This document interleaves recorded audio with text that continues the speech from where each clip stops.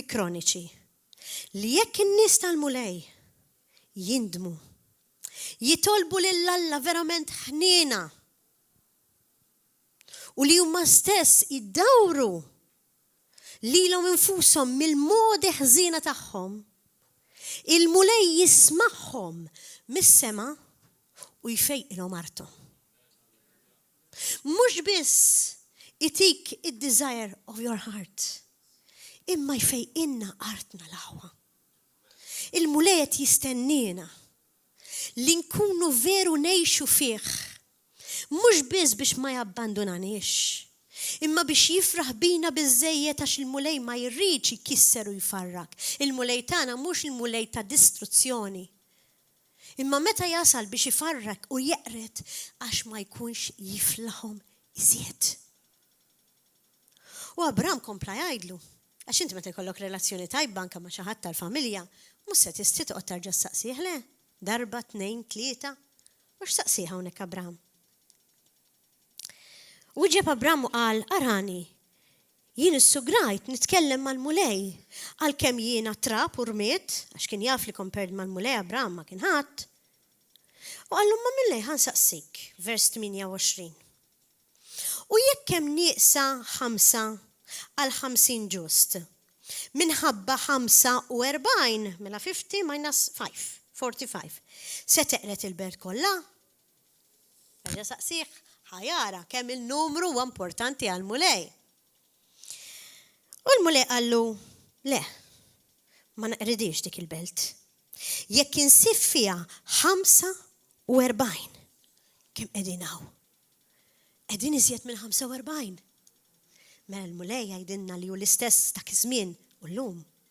Jekk insib 45 minnkom lejali u fidili lejja, ma naqridix ħartkom.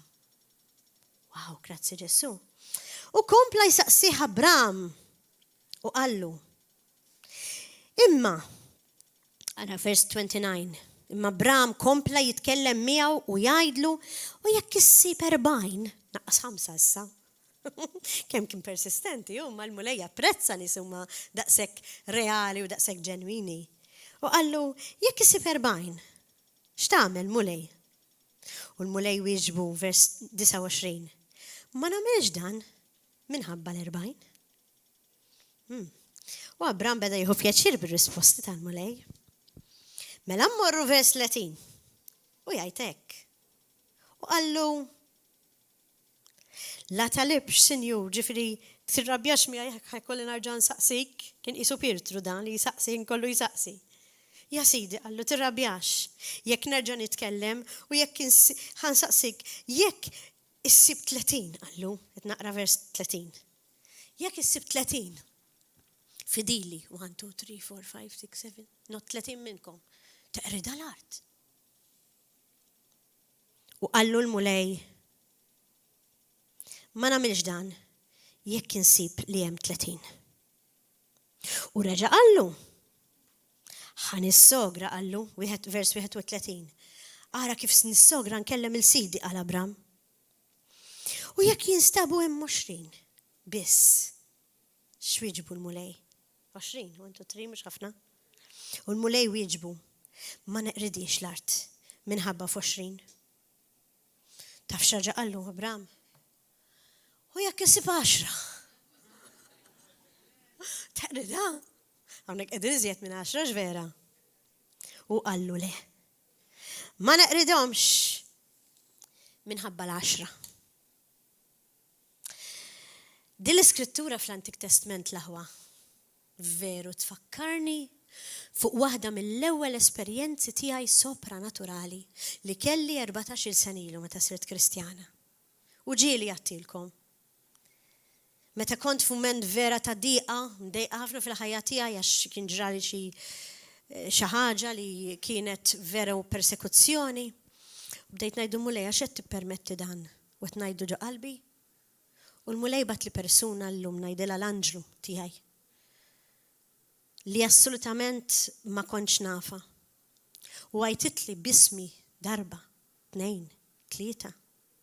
Minar ma kont qiegħda nitlob il-mulej audibly, għax jiena kont qed nitlob il-mulej u nkellmu f'qalbi. U din il-mara Għalt li, Mariella. Għat, dimini, ittajat li bismi. Ftakru laħwa li kont edha fit-toilet tal-qorti. Xaħatta mill-inġustizzja. U jien kull kont nitnara parsaqaj bejn kamra li kont edha fija nagħmel l-affarijiet tiegħi oħra. Mariella. U reġa' tajtit li, Mariella. Meta jiena tinsaqsi l-mulej għaliex qed tippermetti da mulej. Jien tiegħek, inti twedni l-protezzjoni tiegħek. Mariella. Mi wara l-partixim dittajdli, u narġa' nfakkarkom għal min qatt ma semaħħa t-testimonjanza tiegħi. Il-mulej Ġessu qed jgħidlek li f'dan il-mument li inti għaddejja minnu, dimini, anke jekk int biss tkun l-unika waħda li tibqa' timxi warajh. Il-mulej qallek il-passjoni tiegħu kienet worth it. Qed nara parsaqaj. U kont ħarix niftakar mit-toilet qed nistennija. Toħroġ. Sinjali ovvjament jekk smajt il xi ħadd ħatoħroġ. U kienet ħarġet. U friżajt niftakar għax id-dera tagħha ma kienitx ta' dinja. U baqgħet mixja l-barra u x'in irnexxieli nitħarrek biex immur niġri warajha u nara min hi, ma sibtix. Dik kienet esperjenza tiegħi personali illi l-mulej fl-ewwel żminijiet tal-Kristjaneżmu tiegħi urini bħalma wera lir-Abram. Li mhux 20, 40, 45, 50.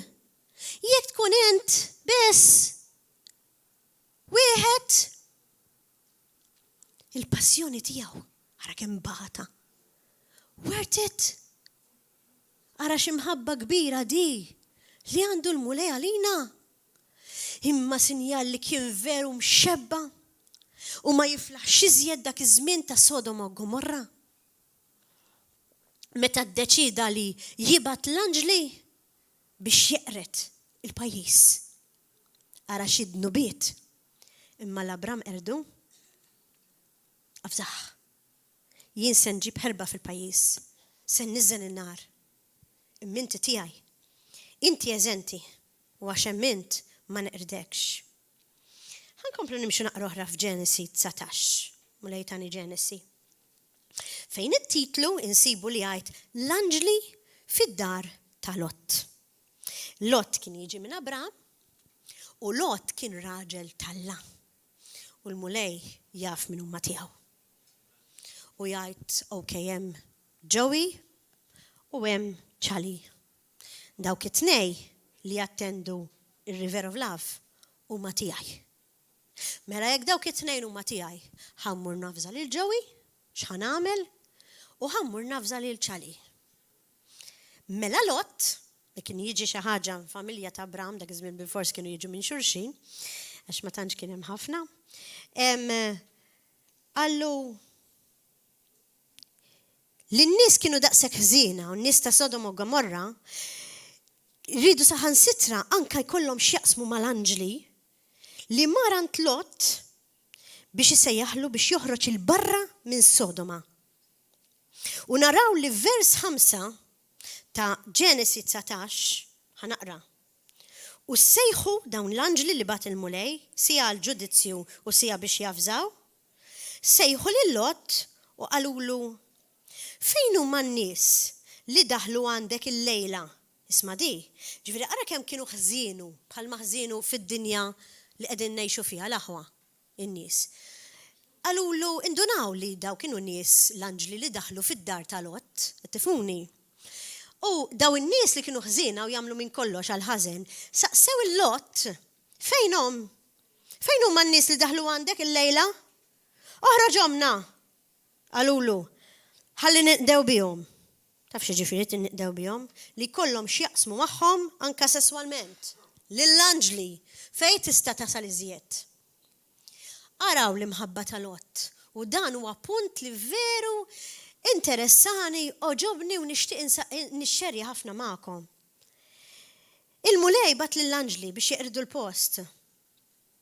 Imma x'għamel Lot meta dawk in-nies qalulu fejnhom? Fejnhom dawk il-persuni biex nagħmlu li rridu bihom? Taf x'għamel Lottu se naqrawha. Għallhom tmissuhomx il-dawk. U minflok taf x'offrilhom, din hija xi ħaġa ma tifhimix. Offrilhom anke l-uliedu l-bniet li jistgħu jmorru magħhom u kienu għadhom verġni milli jmissu lil dawk l-anġli. Għaliex? Għax Lot bħala Abram kien ipoġġi lill-Alla l-ewwel f'kollox fuq uliedu. U di ħanaqrawha. Vers 7. Mamma mia. Lot għallhom il-daw in-nies meta saqsewhom fejn huma? Le għallhom, tagħmlux deni, Lot dan. Araw, jien għandi żewġ tibniet li għadu ma rafhom ħadd li kattilhom verġni. Qed nitkellem fuq vers 7. Ħanoħroġhomkom it-tnejn u għamlu bihom kull ma joġobkom f'għajnejkom, imma lil dawn l-irġiel, ġifieri l-anġli, ma tagħmlulhom xejn. Għandkom imħabba bħal ta' Lot li int għandek bintek, int għandek ibnek, u toħroġ lill-ibnek u l-bintek u lil daw in-nies il-ħżiena li kienu abbużivi minn kull qatt tgħidilhom għamlu b'daw li tridu. Imma basta lil daw li huma l-qaddejja talla ma tmissomx. Jiena emnuni l-aħwa, di ġietni revelazzjoni kbira, għad mhux ta' b'xejn il-mulej, għamel minn kollox biex il-Abram u lil-Lot jeżenthom ġifieri mill-ġudizzju tiegħu għax ra l-qalb.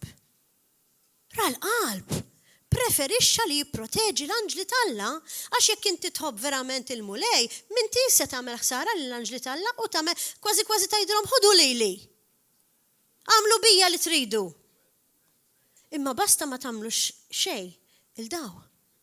Għax Lot bħala Abram li kien bniedem ta' intimità kellu għarfien li dawk ma kienux nies normali.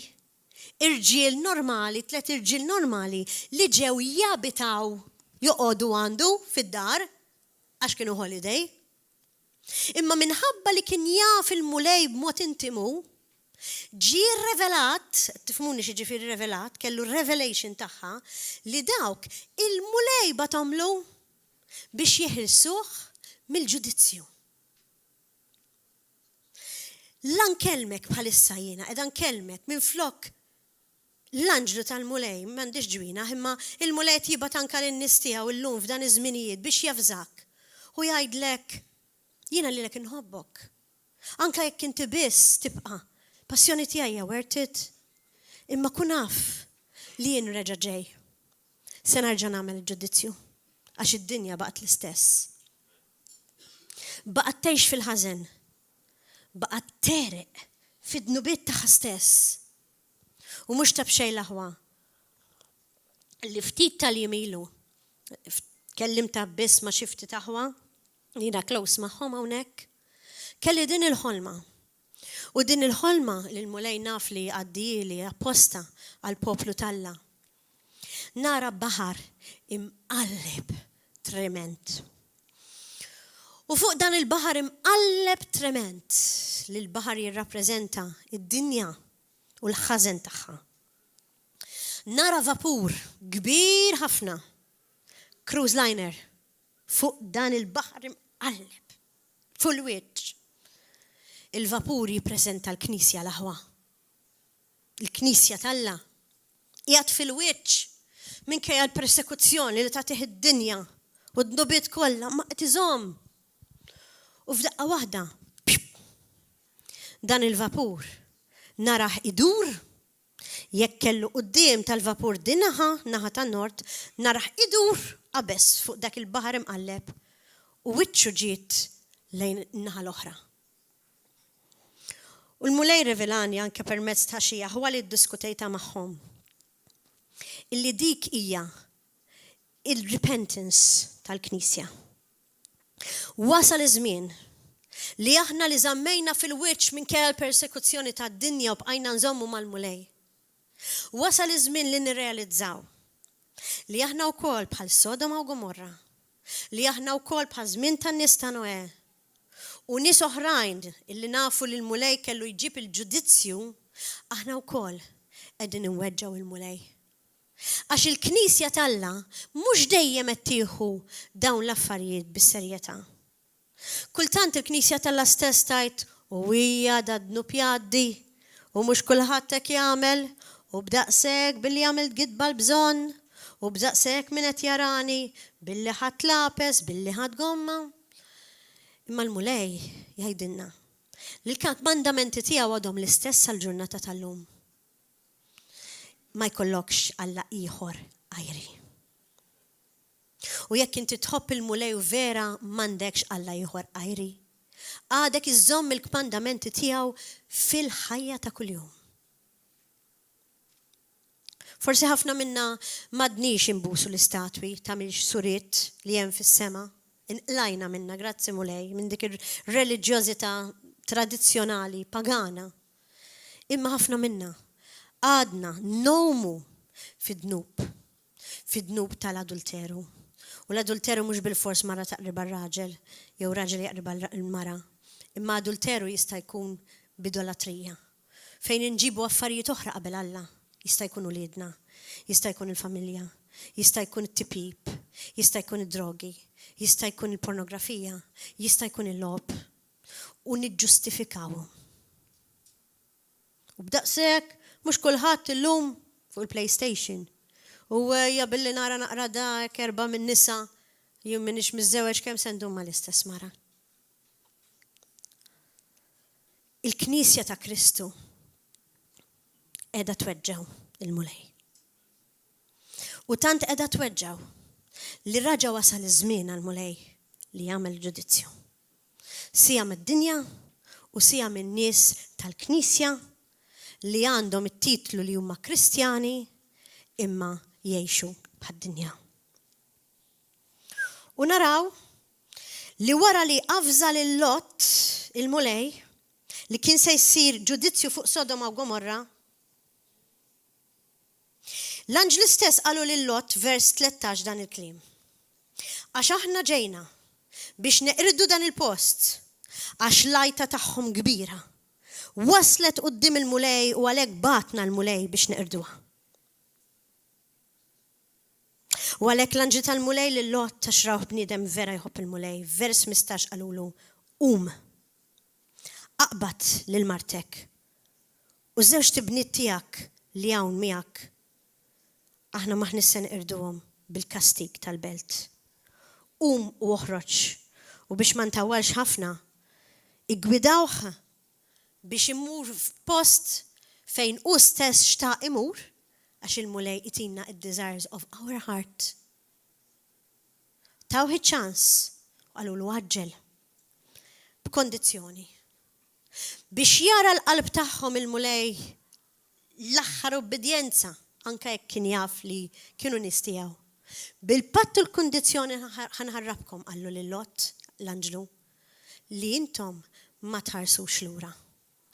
Ma tħares lura jiġifieri ma tarġax tmur lura għall-istess dnub li inti kont imdorri fih fid-dinja u tarġa' tikol l-istess remettar tiegħek stess. U biex jittestja l-obbedjenza, l-anġli tal-mulej qalulhom biex imorru u ma jħarsux lura. Naraw f'vers 23 illi x-xita ta' kubrit u nar mismewwiet qed naqra minant il-mulej niżlet. U vers 25 il-mulej eret dawk li bliet u li nħawi kollha ta' madwarhom u l-kull min kien jammar fija. Ma hemmhekk hija ġurnata tal-biża', hemmhekk hija ġurnata ta' terrur. U ħafna huma dawk l-aħwa jgħidu hija u mbagħad jiġi żmien fejn jiena nkun nista' nindem minn dak li qed nagħmel. Ħafna drabi jkun tard wisq, kif se naraw f'xi skritturi oħrajn. L-anġli kienu avżaw lil Lot u l-familja tiegħu kif għattilkom biex ma jħarsux lura. U f'vers 19 Lot qal le għallhom lill-anġli min se nħares lura. Għax Lot kien japprezza dak li għamel il-mulej miegħu. Qallu ara, sibt ħniena f'għajnejk u kbira hija l-ħniena li inti wrejt miegħi biex salvajt li ħajti. Ħankompli jien di mhix miktuba u jien se nħares lura. Qed tifhmni? U meta kantajna llum l-aħwa, waħda mill-versi li kantajna hija li now I stand to be called your very own and I appreciate li jiena napprezza what you have done for me. U jekk veru aħna napprezzaw dak li l-mulej għamel għalina, il-moment li tina ċans bħal mwet tina l-lum u li qed jafżana se jġib il-qerda jarġa'. Imminti jekk inti tiegħi u jekk tħobbni veru se neħilsek minn dak il-ġudizzju. U jekk ħaneħilsek minn dak il-ġudizzju, ħaturini apprezzament. Mela meta nibdew inkantaw u ngħidulu grazzi mulej tal-li inti ħadd il-post tiegħi. Fejn jien suppost inkun fuq is-salib hemmhekk għax jiena midneb, inti ħadtu minn floki. U li jiena llum il-ġurnata I stand free, nista' ngħid li jiena ibnek, nista' ngħid li inti bintek, I am called your own.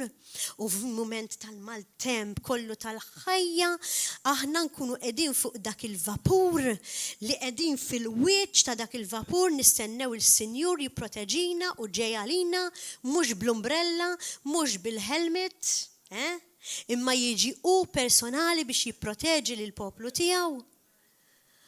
U d-domanda tiegħi llum hija aħna qegħdin nistennewh. Aħna qegħdin nistennewh. Jew qegħdin nafġu fid-dnub bħal ta' l-oħrajn kollha tad-dinja niġġustifikawh u nkantawlu. Għax meta nkantawlu b'dak il-mod, il-mulej msejħu pjaċir bina. Fil-fatt hawnhekk naraw li fl-istorja ta' Lot insibu persuna illi minkejja li l-mulej u rija ħniena u għalaħħa b'rispett ta' Lot kienet il-mara tiegħu stess għalaħħa mill-ġudizzju għaliex hi propju ma bdietx anke fil-mument li ta' ċans erida b'kollox. Mela tfisser xejn li tajt ara l-mulej ħelisni ara fil-waqt li qed nara d-dinja kollha tinħaraq. Jien qiegħed wara kemm iħobbni l-mulej. Ħajibqa' jittestjalek l-ubbidjenza tiegħek sal-aħħar. Għax kienu ħafna li bdew triq imma mhux ħafna spiċċawha.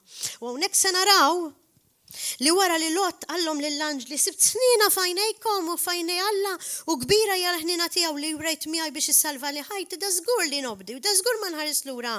Naraw li f'vers 26 l-aħwa il-mara ta' Lot ħarset lura. U meta ħarset lura taf x'saret? Plajar jew plier għajdewla intom kif tridu tal-melħ, statwa tal-melħ. Għaliex id-diżobbedjenza twaslek għal ġudizzju tal-Alla. U din ir-raġuni li qed hawnhekk illum. Li nqlajt minn dak l-istreċer u s-sodda tal-isptar u għatlu le lix-xitan. Għandi kelma ta' avviż mingħand il-mulej fuq il-ġudizzju tiegħek. Ħammurna d-dija bat wara li jiġri li jrid. U għettom iva, orrajt, nhar it-tnejn niġi. Għax irriduni narġa' mmur biex nagħmel further test, niġi, imma mhux illum.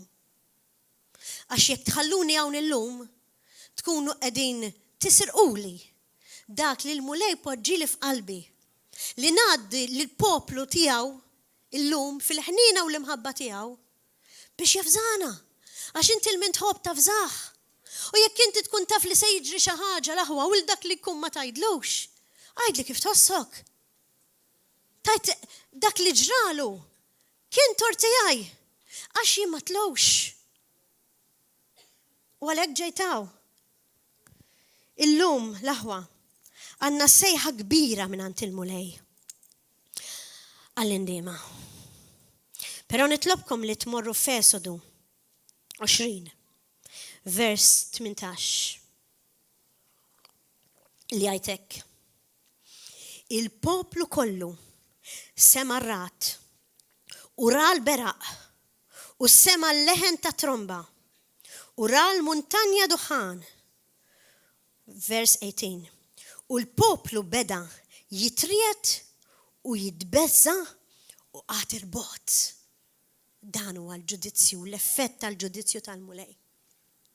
U d-domanda tiegħi għalik illum se tkun waħda minn dawk li toqgħod il-bot Se tkun waħda minn dawk li tisma' l-arar u l-biża' talla u inti ma tagħmel xejn.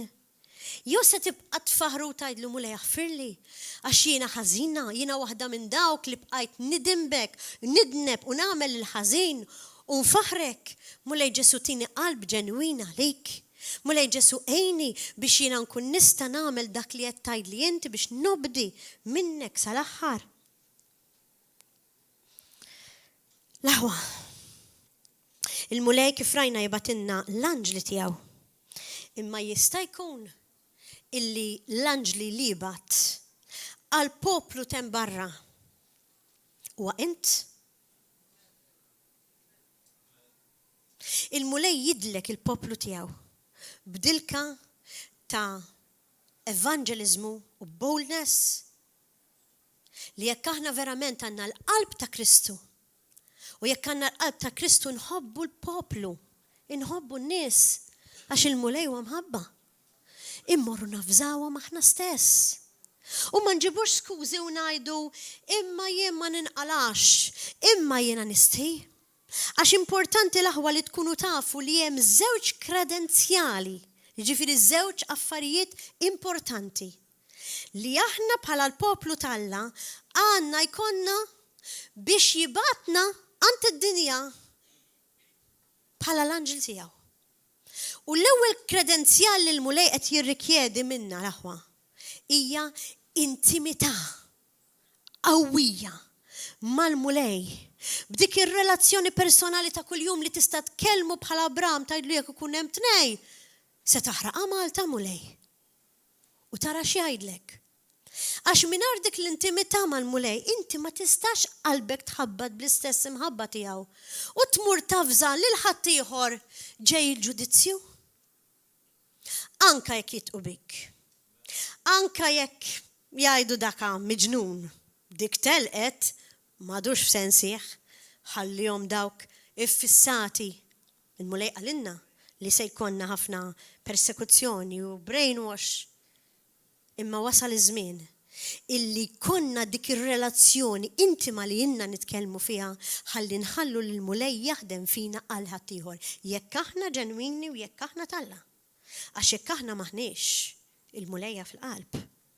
U t-tieni kredenzjal li rrid ikonna u xi darba nitkellem kelma fuq hekk biss biex iħallu l-mulej jużana għalih hija dik li bl-Ingliż jgħidula availability. Li inti tkun available għal bniedem, li jekk bniedem ġi jgħidlek ħankellmek daqsxejn għandi problema, mhux tgħidlu mhux issa għax qed insajjar, għax ħaraqli. Jew qed niġri wara t-tifel u mbagħad kellimni wara. Għax jista' il-każ li dak ikun l-uniku mument li l-bniedem kellu biex jindem. Ma nafx qaċċattilkom dik l-istorja ta' dik il-mara? Veru, storja veru. Illi kienet prostituta u li kienet veru nvażata f'kull forma ta' dnub sesswali u mhuwiex li qatt tista' timmaġina.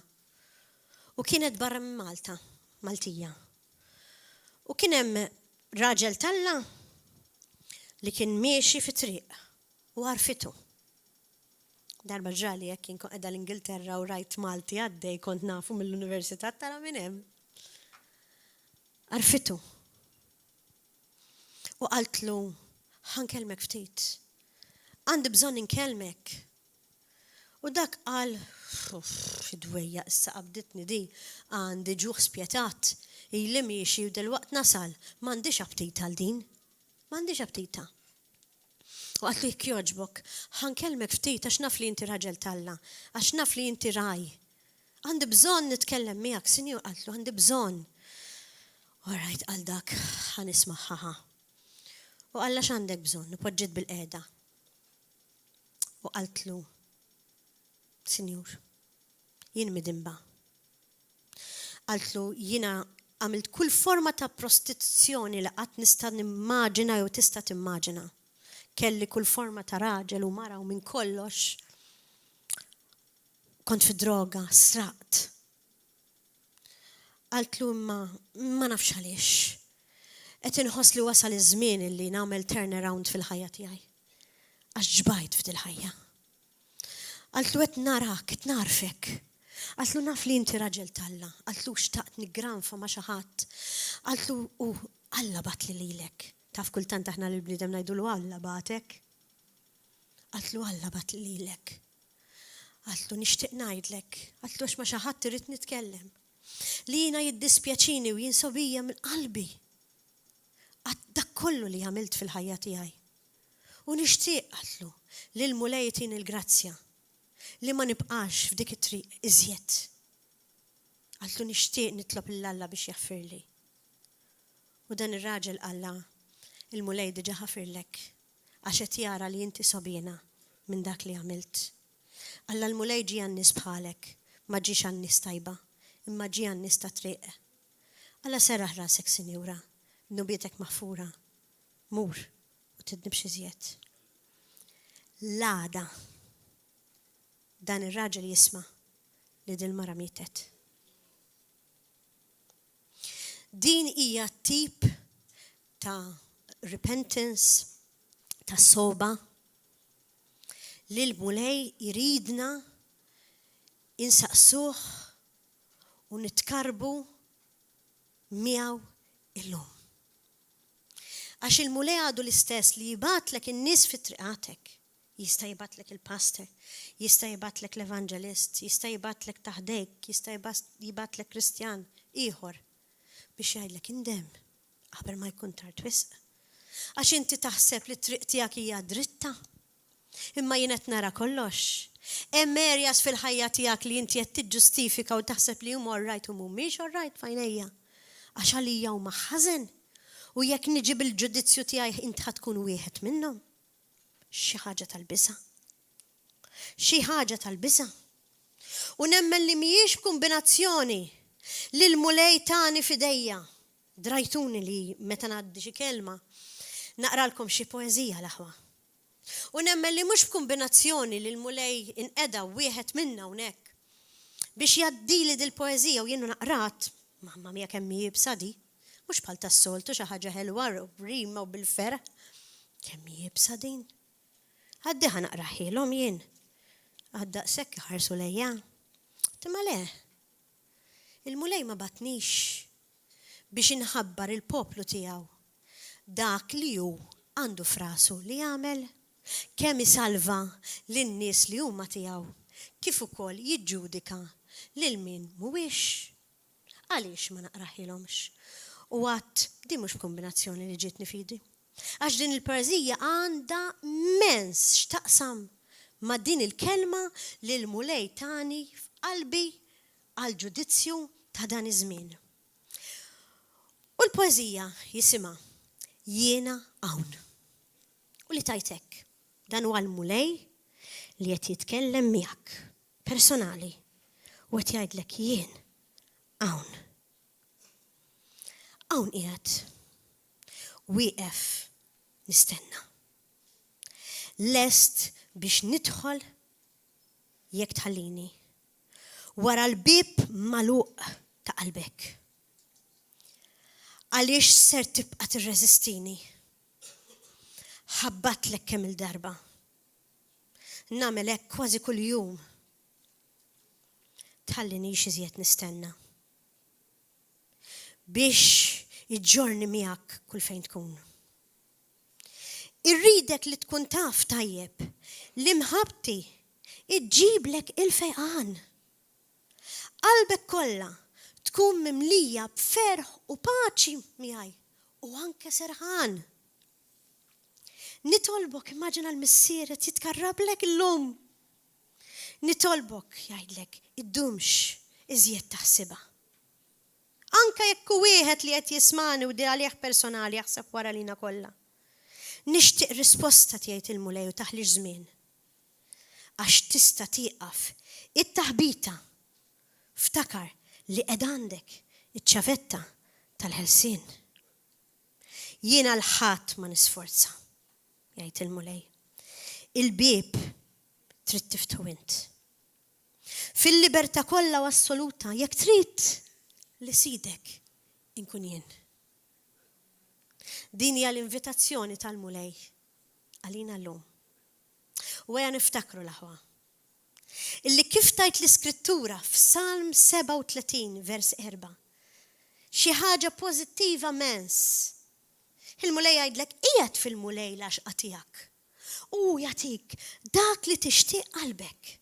Delight yourself in the Lord and He will give you all the desires of your heart. Kolla, mux biss salvanna artna, għax jek edin 50, 20, 100, anka 200. Li għanna l-qalb tana l-mulej, jeħles ninna, anka artna. Għarax responsabilta għanna. Imma tafu xiex, il-mulej tana mux bil-fors faffarijiet gbar, ridna nitolbu. Meta jgħidlek delight yourself in the Lord, anka f'affarijiet mill-liċken. Jekk kien għandek xewqa, jtijilek. Ħanajdilkom esperjenza tiegħi personali li ġrat li ftit ta' żmien ilu. U sewa ċans li ngħidilkom ma tantx ikolli ċans noqgħod nitkellem hekk. Mela kont qiegħda fin mal-mulej. U għatlu, Ġesu, kemm għandi xewqa? Vera nixtieq ħaġa żgħira. Għatlu nixtieq xalla tat-talb. Il-Bibja f'Esodu tkellimna fuq prayer shawl, ma nafx ma ġielix rajtuha, ħafna drabi jġibuha minn Iżrael. Li hija xalla bħalma kien jilbes Kristu fuqu fit-talb tiegħu li tirrappreżenta l-intimità mal-mulej u li huwa set apart, congregated, totalment imqaddes għal Alla u m'għandux x'jaqsam mad-dinja. U ġietni xewqa li kolli din il-prayer shower. Li di mhix xi ħaġa li tixtriha hawn Malta, ma sibix. U ftakart li l-pastor kellu waħda. U għatlu fejn dik? Għatlu xalla prayer shower, għatlu bil-blu, bil-gammim, jgħidulhom hekk mdawrin. Għalli ma nafx fejn għamilta Marta, għalli m'għandix idea, għatlu wejja sibili. Għalli ma nafx fejn għamilta m'għandix idea. U għad kemm nixtieqa. Għattaxin irrid nuri lill-mulej l-ubdjenza li maqtu għalih. Għax aħna suppost il-ħajja tagħna mietet fi Kristu. Meta twilidna mill-ġdid u qegħdin hemmhekk biss biex nagħmlu li jgħidilna hu. U ma sabiex li ma nafx fejna. Mela xi ġurnata jew tnej wara għadha minnhom. Ġiet oħt għandi d-dar. Stedinta jien. U ġiet l-ewwel darba kienet eċitata li ħad tiġi fid-dar tagħna tal-pastors tagħha. Xiri li blesses mija hija mara talla u mara li taf tonora lill-leaders tagħha. U meta ġiet rajta brigal f'idejha. U għattrax għattoqot iġġib jien, mux hekk namlu aħna meta jiġi xi ħadd forsi b'kaxxa ċikkulatini jew b'xi ħaġa oħra.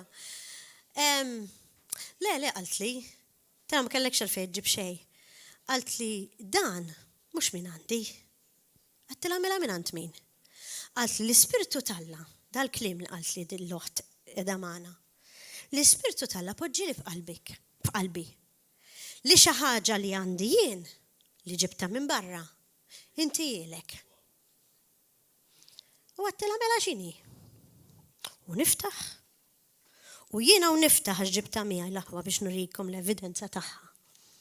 Ma rridx nemmen. Tatni propja il-prayer shawl li jien tant xtaqt.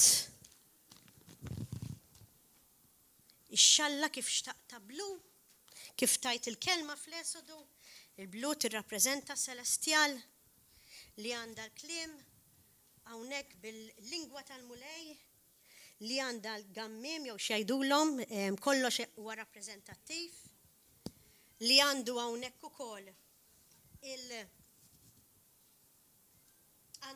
ukoll il-kuruna li tirrappreżenta li aħna renjanti tista' forsi għax m'inhiex qiegħda illaħħaq magħhom tnej. Jekk tiġu tarawhom fil-dettal, taraw il-kuruna tar-re li tirrappreżenta u silver għax hemm xi ħaġa prezzjuża li tirrappreżenta li aħna renjanti fil-mulej għax aħna wliet ir-re. U l-moment li nilbsu din il-prayer show waqt li nkunu qegħdin nitolbu mal-mulej qed ngħidulu aħna segregati għalik. Aħna tiegħek. Aħna renjanti fik. Aħna wliedek. U xirrajta bdejt nibki. Għax għattila ma di kif ġibtili. Għalt li mux għet nitċajta ta'. Għalt li l-Ispirtu talla tani f'qalbi li inti mux rigal għandek bżon imma din. U jima kienx taf xitlabtin. U għattilek ekku ekmu. Għattila din kienet it-talba tijaj zommi li ftit u dbirket ħafna.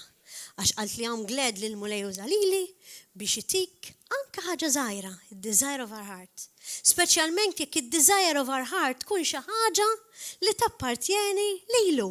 Jiena mhux qed nitkellem parimsielet, jiena mhux qed nitkellem affarijiet tad-dinja, vapur, affarijiet hekk li mhux ħażin ma jimpurtax nitolbu, imma meta l-mulej jara li d-desire of our heart huwa xi ħaġa li hu jridna. Immaġina kemm itin niżjed u jtinna malajr. Għax aqqas għadda xejn, mix-xewqa li kelli.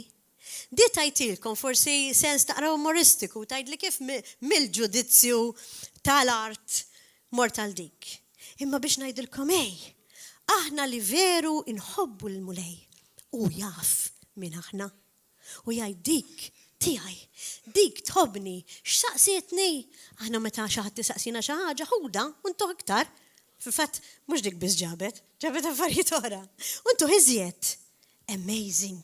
Kemmu kbir il-mulej tagħna. Però l-aħwa, ngħaddu għall-konklużjoni x'sar inna d-disa. Kif qed taraw, il-mulej tisejħilna għall-indima pura. Sija fuq affarijiet illi aħna nafu li nagħmlu ħażin u sija fuq affarijiet li m'għandniex ħiel li qed nagħmlu ħażin imma fajna jalla ħażin. U se naqralkom xi ħaġa li hija tal-terrur. Tal-biża'. Għax fil-waqt li jiena kont qiegħda nitlob mal-mulej u nara x'kelma iridni nagħti lill-Knisja tiegħu u l-poplu tiegħu. U ħassejt li għandi nsemmija lil mulej qatt ma jabbanduna lil dawk li huma tiegħu u dawk li jgħixu fih. Fl-istess ħin beda jpoġġi li f'qalbi il-ġudizzju għal dawk li mhumiex tiegħu. U bdejt ngħid mulej fuq il-ġudizzju ħa nitkellem. M'għandek xi ħaġa aħjar illi nkun nista' ngħidilhom ħalli ma nwerwirhomx. Però mbagħad il-mulej urini x'inhu l-aħjar. Jitwerru issa bil-kelma jew jitwerru x'inniġijin bil-ġudizzju tiegħi. U għalhekk se naqralkom dak. Konferma li waħda minnkom oħt fil-mulej. Batitli messaġġ u qalt li wkoll. Qalt li Marjella, meta kont qiegħda f'intimità mal-mulej, qalt li l-mulej tani dan kelmiet. Qalt li huma jibsa ħafna. Qalt li ma ħanaddihomlok. Qalt li għax il-Knisja tiegħu tal-mulej qiegħda taqlibilu. L-ikbar weġa li qatt bniedem jista' jagħmel fi żwieġ huwa li jaqliba lil-mara jew ir-raġel ma' ħadd ieħor. Jett anka meta aħna nagħmlu l-istess il-mulej qiegħed hemm lest li jarġa' jiġburna u jarġa' tina ċans. U se naqralkom kif batitieli tal-waħx. U konfermatli li dan kien is-suġġett li l-mulej ridni nkellimkom fuq illum. Batitli hekk, il-kelma tal-mulej. Jiena u Jahwe, l-Alfa u l-Omega. Jiena lilek, ħriġtek mill-art li mwiet. Xtrajtek b'demmi bi prezz għoli. Xtrajtek imminti o Knisja tiegħi. Ma prezzajtnix, anzi, irriġettajtni. Inqdejt bija biex tieħu li trid. Għal ftit inti fraħt bija. Sakemm akkwestajt minn għandi. Intlift il-kelma li kitbit li minn is-sena naqra eżatt, għax hija kelma daqsxejn jibsa ħafna. Ħanik nagħmilha mod ieħor. Intlift tiġġerra jew tidneb għal min qed jismana ma' lat żinja. Jista' jkun raġel, mara, oġġett. U jekk mhux se tindem, jekk mintum se tindmu u li tżinja, hekk se tkompli tagħmlu. U l-ġudizzju jiġi fuqek. Din l-iskrittura fakritni ħafna fil-ktieb ta' Hosea. Naf li tafu għal-istorja ġili tkellimtkom fuqha. U lil xi jaħwa sija persuna li batit li dan messaġġ kif ukoll il-raġel tagħha stess, poġġilhom f'qalbhom l-istess ħaġa li poġġa f'qalbi. Id-dnub ta' Gomer. Hosea kien profeta tal-Alla. Raġel ġust. Raġel li mar quddiem il-poplu ta' dak iż-żmien u qallhom indmu. Għax jekk mintom se tidmu ħajġi fuqkom il-ġudizzju. Kienu jitqu bih. Għax kienu jafu li l-mara tiegħu li jisimha Gomer, għal min ma jafx dik il-parti tal-iskrittura, kienet mara invażata fl-adulteru. Kienet tibdlu lil raġel tagħha, lil profeta stess, marġi l-oħra. Imma meta raġel minnhom li marret miegħu, ħaliret minna, ramija u tefaħħa skjava kif jagħmel ix-xitan. Min kien li mar iħallas bi prezz għoli biex jarġa' jakkwista lil mara tiegħu. Kien l-istess profeta Hosea li jirrappreżenta lil Alla f'dal istadju. Li anka jekk int bħal Gomer, jew jien bħal Gomer, il-mulej xorta jatem lest biex jgħidlek indem illum. U jekk ma tibqax f'dak id-dnub tal-adulteru, jien nixtrik again, għax dan ir-raġel kien iżżewweġ l-martu, bħalma Kristu iżżewweġ il-poplu tiegħu. Imma peress li l-poplu tiegħu raġa' mar fl-adulterju, raġa' mar fiż-żina, jiġi jerġa' l-mulej fuqek qabel ma jiġi l-ġudizzju fil-ħnina tiegħu u jgħidlek għal darb'oħra xtrajtek bi prezz qares. U dik li kantajna llum, you paid the price, ħallas prezz qares, the highest price, l-ikbar prezz. I'm so grateful, veru inti grateful for your love. Aħna grati veru għall-imħabba tiegħu. Jew qed ngħidulu hekk biss bħala kanzunetta sabiħa u aħna nibqgħu invażati fiż-żina. Invażati fid-dnub. Namlu li rridu aħna x'l-idoratrija tagħna u ż-żina tagħna forsi mhux raġel jew mara huwa inti nnifsek. U ġibdit tiegħek u dak li inti tixtieq. Qed naraw kemm konfermi tagħna l-mulejn illum l-aħwa. Ta' kemm iridna verament ninmu mill-qalb. Il-ħolma li kelli, it-turnaround ship, li l-Knisja ma tistax tibqa' hekk fil-wiċċ tittollera l-persekuzzjoni u toqgħod hemm, imma trid tiddawwar ir-rotta tagħha. In-naħa l-oħra biex tindem veru ħalli l-mulej jista' jsalva dak il-vapur mill-maltemp tad-dinja. Il-ħolma tiegħi. Dak li poġġili f'qalbi l-mulej bħala suġġett għallum. Il-poeżija. Dak li dil-oħt batitli li qed jgħid il-mulej. U jien ukoll saqsejtu l-mulej bħalma saqsitu imma m'għandek xi ħaġa ħjar tgħidilhom il-poplu tiegħek. Dan se ngħidulhom.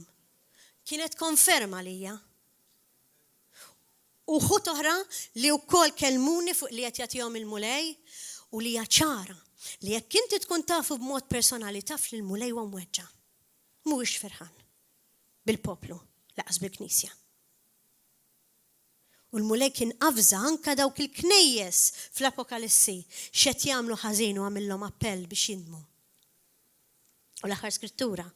U nagħlaq biha u jekk tridu għax il-mulej ma jisfurzanix. Niġu għall-indiema veru. Ejja naqraw, morru għal-minnu din narawha. L-ewwel Tessalonikin 5 vers 1. Il-mulej jgħidilna dan il-kliem. Ġesu. Dwar il-ħin u żmien l-aħwa. Ħuti dan huwa San Pawl. M'għandix bżonn nikdbilkom. It-tieni vers. Intom tafu sew li jum il-mulej jiġi għall-arrieda bħal ħallil bil-lejl. Meta kulħadd jibda jgħid slim u mistrieħ qed norqdu minn għalina, dak li ħin stess bħal uġieħ fuq il-mara li tkun se twellet għall-ħlas. Aħna n-nies nafu xi ġifieri. jiġi fuqek għall-arrieda, tiġi fuqkom għall-arrieda tnaqra. Il-qerda u ma teħilsuha b'xejn. Ir-raba vers. Ħuti. Intomx fid-dlam, jgħid il-mulej. Biex jum il-mulej joħodkom għall-arrieda bħal ħallil. Vers 5 il-mulej jafżana. Intom il-kol u li tiddawl. U li til-jum. Aħna maħniex u li til-lejl. Lanqas u li til-dlam. Amen. Vers 6. Għalek. M'għandniex norqdu l-aħwa bħall-oħrajn tad-dinja.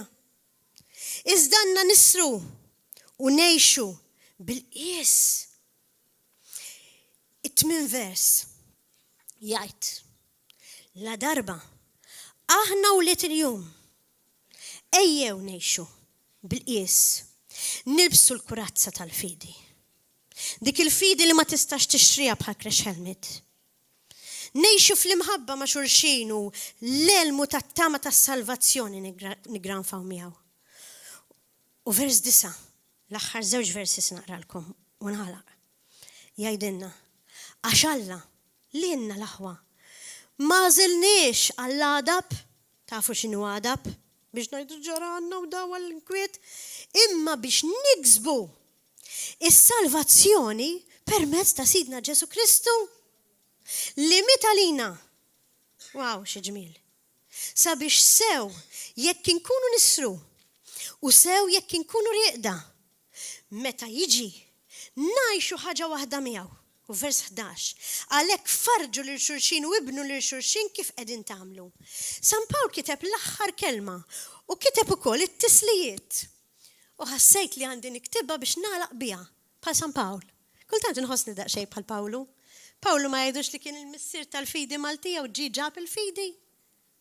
Darba niftakar kien hemm persuna li l-pastor qallu, meta ngħid il-pastor aħna bejnietna pastors, ilu ma jixxandar dal-Evanġelu. F'Malta, l-Evanġelu pur, Kristjan, kif miktub fil-kelma, minn żmien Pawlu l-Apostlu. Amen. U Pawlu l-Apostlu jagħmel l-aħħar kelma u tislijiet. Ismawhom. Vers 12. Nitlobkom ħuti. Isimgħu minn dak li qegħdin naħdmu għalih f'nofskom. U li l-mulej qed fostkom jew fuqkom biex iwessikom. Illum kellna twissija, veru? Xi twissija qawwija kellna llum, nitlobkom aħwa. Isimgħu minn dit twissija. Ożżumu ħobbuhom kemm tifilħu. Jgħidlek San Pawl dawk li jafżawkom minħabba fid-ħidma tagħhom u għejxu fis-slim bejnietkom. Din hija l-kelma tal-mulej għallum 16 ta' Novembru 2019.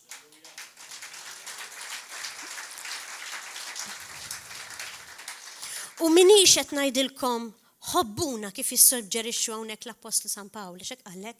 Min ixandarlek it-twissija, min imexxik fil-mulej, ħobbuhom. Għax dawk ġejjin minn Alla, rigal għalikom. Minix qed ngħidilkom hekk għax jien il-pastor flimkien ma' żewġi? Għax forsi tajdu li faċli għalik tajdilna ħobbuna. Le, jien dik l-iskrittura ma qrajtix biex ngħidilkom jien ħobbuni. L-iskrittura qrajta biss għax il-mulej kmandana biex nagħmlu dan. Amen. Għalhekk jekk forsi d-dnub tiegħek mhu xejn aktar. Ħlief li forsi għad kontra l-mexxejja tiegħek. Ħlief li forsi ħarist lejn il-bniedem minflok lejn id-dilka. Forsi jiena l-ewwel waħda. Ħatja bħalkom. Dan huwa l-mument li ninmu mill-qiegħ ta' qalbna ħalli nagħmlu dak li qalinna inħobbu lil xulxin l-ewwel għax Alla huwa mħabba u lil mexxejja tagħna bl-istess imħabba li ħabna Kristu. Xi ġmiel. Li għadu l-istess. Li għadu jafżana, iweddibna u jħobna. U jgħidlek jekk wieħed minnkom biss tkunu ġenwini, il-passjoni tiegħi worth it. Kemm minnkom hawnhekk illum Tixtiequ li l-mulej jarak ġenwin u tiegħu bħalma ra lill-Abram u bħalma ra lill-Lot. Il-mulej jara l-qalb tiegħek m'għandkomx għalfejn turu lili. Uru l-mulej. U għalhekk ejja nqumu bil-wifqa biex nagħmlu l-indiema mill-qalb kif inħobb nagħmel jiena corporately. Ħalli min forsi jkun qed jikkonfondi jew jistħi jew l-ewwel darba. Inkunu nistgħu nagħmluha mill-qalb. U nikkorpora fiha anke t-talba tas-salvazzjoni li l-mulej jgħidilna li daw kollha li jersqu lejja li jpoġġuni sidhom u jridu li jiena nkun Alla tagħhom u jemnu fija bħala Ġesu iben tal-Alla l-ħaj tagħhom hija s-salvazzjoni.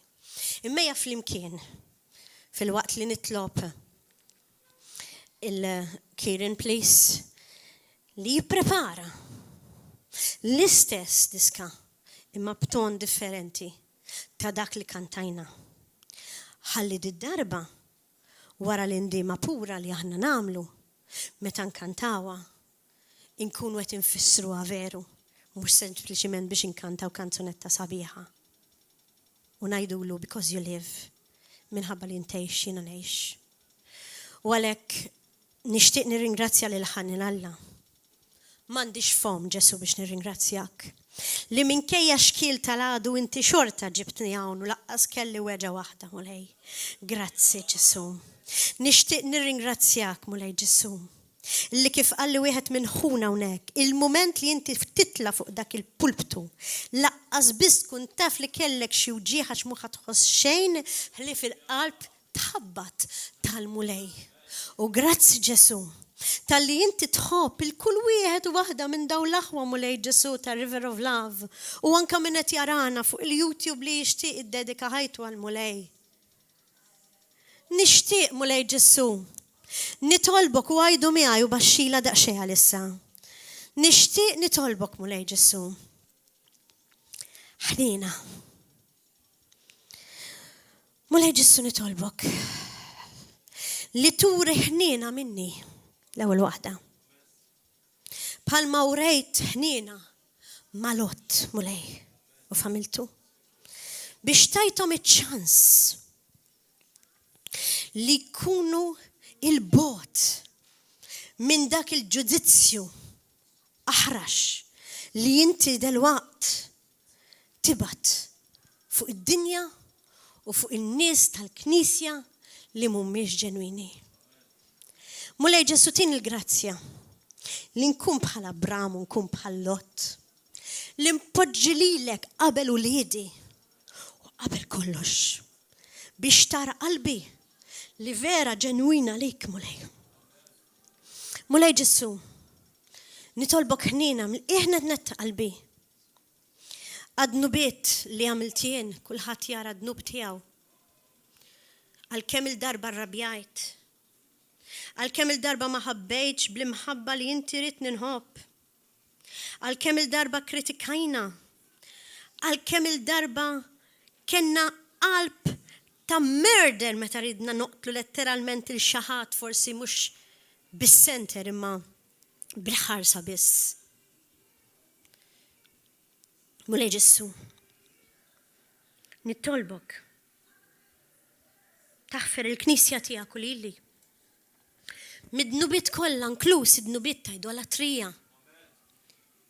Id-dnub mulej Ġesu bħal ta' Gomer ta' żina. Meta aħna żinna. L-adulteru mulej Ġesu minflok lilek. Mulej Ġesu, ejni. Biex meta ngħid li jiena nemmen fik bħala bin Alla l-ħaj, impoġġik sidi veru. Mhux ġast nemmen biss. Għax hawn ħafna li jemmnu fik bħala bin Alla l-ħaj imma m'intix sidhom. Nirringrazzjak mulej Ġesu. Tal-li inti għaddejtinna kull ailment u kull mart li l-għadu jipprova jġib viċin tagħna għal skop biex ifarrak u jkisser. U nieħdu awtorità f'isem Ġesu Kristu kontra kull arma tal-għadu li ma tirnexxix fuq il-poplu tiegħek u fuqi f'isem Ġesu Kristu. Nirringrazzjak mulej Ġesu tal-li l-ħnina tiegħek għada kbira bħalma kienet fi żmien illum ukoll. U grazzi tal-effort li. Għax kif qalli wieħed minn ħuti hawnhekk. It is not about us. It's not about Charlie, Joey, Peppi, Mariella. It's about you, Lord. Li aħna ma nħarsux lej x'namlu aħna mu lej Ġesu. Imma nħarsu verament lej x'għamilt int. U għal dawk li huma ġodda, nitlobkom li miegħi tajdu din it-talba li tagħmel id-differenza kollha bejn il-ġenna u l-infern.